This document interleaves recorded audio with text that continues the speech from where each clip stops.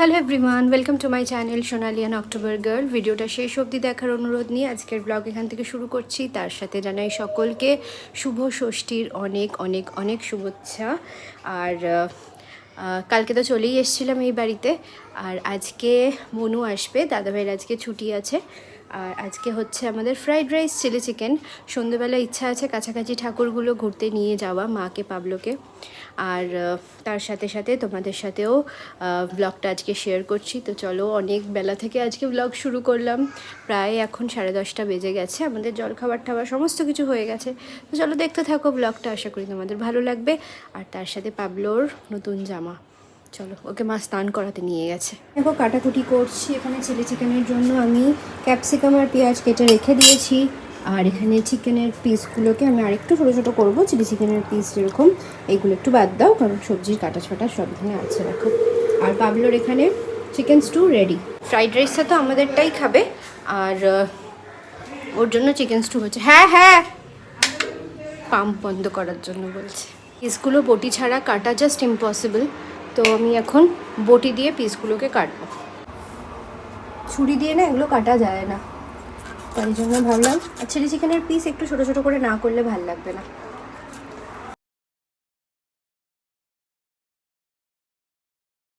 তো এই দেখো পাবলোর ষষ্ঠীর আজকে নতুন ড্রেস। এই ড্রেসটা দাদাভাই, বৌমনি আর মা দিয়েছিল জন্মদিনে, তো সেটাই আজকেও পরেছে। দেখি বাবা ড্রেসটা দেখি। সবাইকে বলে দাও শুভ ষষ্ঠী। সবাই পুজো ভালো করে কাটিও। কাটিও, লাগলো চোখে। আমি এখানে চিলি চিকেনের ম্যারিনেশনটা করছি। তার মধ্যে দিয়েছি একটা ডিম, আর হচ্ছে অ্যারারুট, আর টমেটো সস দিয়েছি, ভিনিগার দিয়েছি, আর অল্প একটুখানি সয়া সস দিয়েছি। নুন কিন্তু একদম দিইনি, কারণ সসের মধ্যেই নুন থাকে। আর এইটা আমি মিক্স করে একটু তোমাদেরকে দেখাই ওই ঘরে দাদাভাই আর পাবলো কী করছে।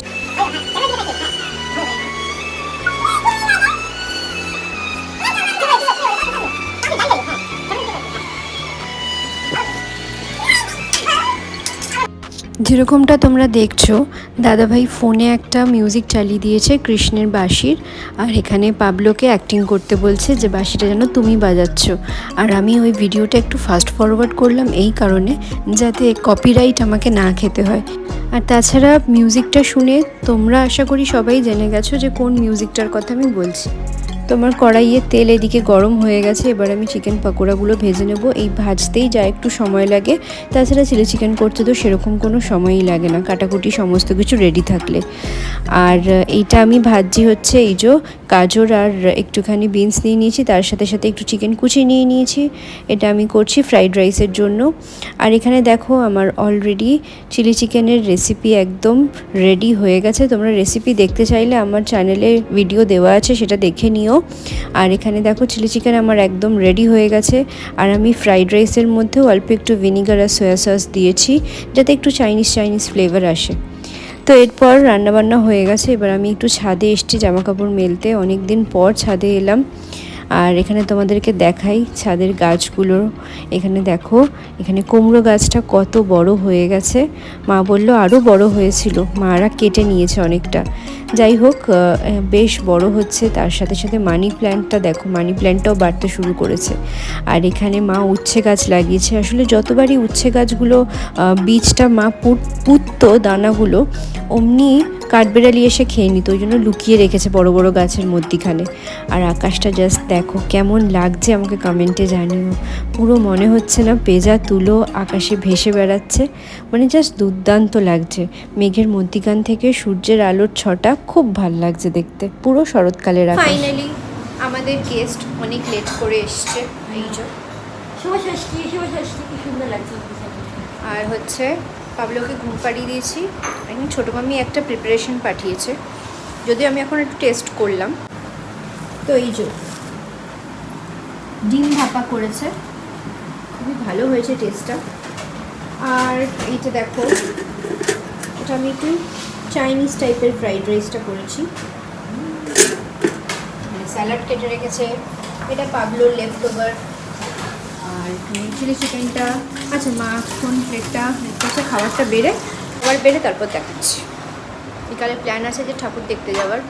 যাই হোক, দেখা যাক কতদূর কী প্ল্যান সাকসেসফুল হয়। সবই ডিপেন্ড করছে এই ওয়েদারের উপর। সকালে রোদ্দুর, সন্ধ্যেবেলা বৃষ্টি। এই চিলি চিকেন মা এখন বাড়ছে।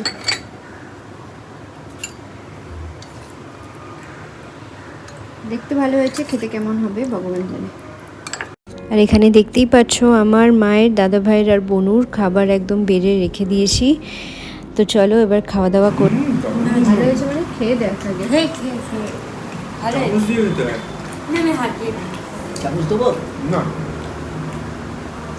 আমরা এখন রেডি হয়ে গেছি, 7:30 বাজে। 7টায় বেরোনোর কথা ছিল, এই মেয়েটার জন্য দেরি হয়েছে। এত ফোন আসছে বন্ধুদের। তো ফাইনালি আমরা সন্ধেবেলা ঠাকুর দেখতে বেরিয়েছি। আর সামনেই আমাদের এখানে খুব সুন্দর একটা ছোট্ট প্যান্ডেল হয়, সেটা খুব ছোটোর ওপর হলেও খুব সুন্দর। প্রত্যেক বছরই খুব সুন্দর প্যান্ডেল করে, আর মূর্তিটাও খুব ভালো হয়।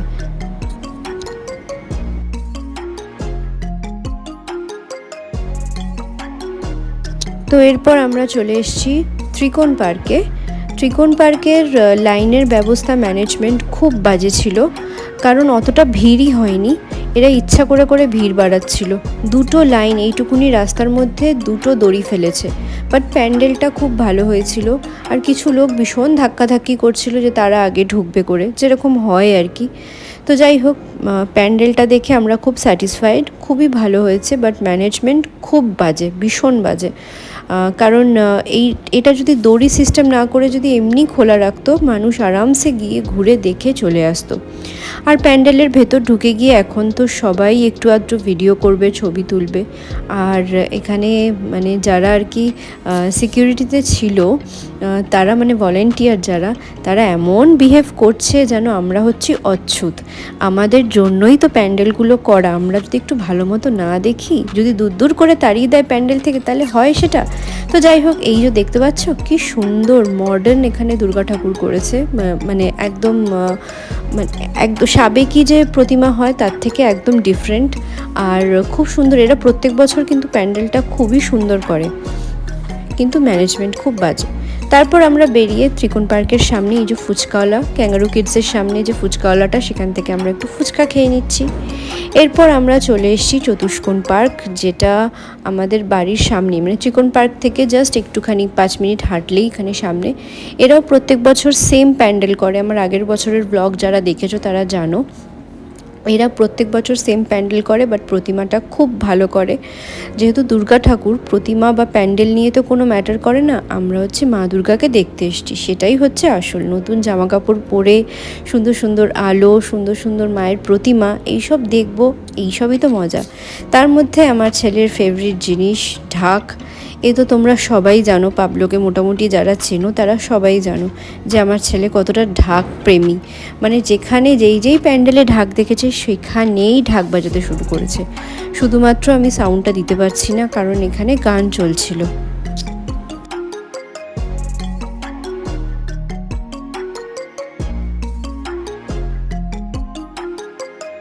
এখন চলে এসেছি মুদিয়ালি ক্লাবে। মুদিয়ালি ক্লাবে আসার আগে বনু বারবার করে বলছিল, দিদি মুদিয়ালি ক্লাবে যাচ্ছ, মানে আমার মা বা পাবলো কি পারবে? তো তাদেরকে জিজ্ঞেস করাতে তারা বললো, মানে ঝুমুদিদি আর মাকে জিজ্ঞেস করাতে ওরা বললো যে হ্যাঁ হ্যাঁ আমরা পারবো। তো আলটিমেটলি দেখো এখানে এত ভিড়, আর লাইন সেরকমভাবে এগোচ্ছেই না, কিছুতেই এগোচ্ছে না লাইন। তো অনেক কষ্টসিষ্ট করার পর, 20 মিনিট বরবাদ করার পর আমরা ব্যাক করে চলে এলাম। এবং এখানে শান্তিতে দাঁড়িয়ে আইসক্রিম খাচ্ছে। আর মা ঝুমুদিদি বারবার বলছে, বলে ভাগ্যিস আমরা চলে এসেছি।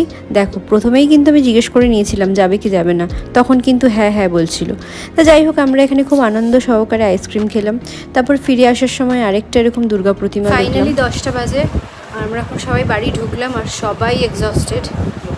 আর পাবলোকে সবাই ফ্রেশ করানো হয়েছে। চাউমিন কিনেছি, আমরা চাউমিন খাবো। এখানে পাবলো মশাই চাউমিন খাচ্ছে, ভেরি টেস্টি, তাই তো? টেস্টি কেমন? ভালো। আর এর সাথে সাথে ভিডিওটাও আজকে এখানে শেষ করছি। ভালো লাগলে অবশ্যই লাইক, কমেন্ট, শেয়ার করতে ভুলবে না। আর অবশ্যই আমার চ্যানেলটাকে সাবস্ক্রাইব করো।